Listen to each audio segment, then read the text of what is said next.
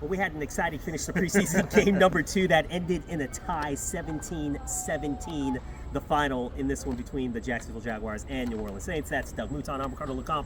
What was your biggest takeaway, especially, and we'll start with Spencer Rattler. Was that your biggest takeaway of how he responded in that second half? Yeah, look, Spencer Rattler was terrific. I had 3 guys that I thought all had terrific games, and I thought this even before the last drive, and that was Jonas Sanker, who I thought had a great game before the final interception, Mason Tipton, who was great on that final 82-yard drive, and then Spencer Rattler, the job he did to go 82 yards in the final 2 minutes to get the tie, including the 2-point conversion, was just terrific on his part. Yeah, and before that, Tyler Shough had that first half where it was starting with the ones today, got the start, and yeah, there were struggles there, and kind of it was similar to how like Spencer Rattler struggled in the first preseason game, and Kellen Moore mentioned it afterwards. This offense has to get off to a better start, and that was not what Tyler Shough was able to do with the first team. He had a sack and intentional grounded there.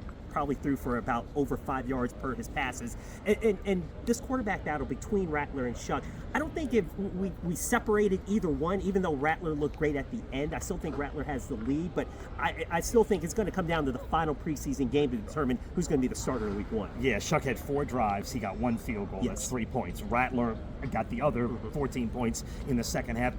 He was clearly the better quarterback today.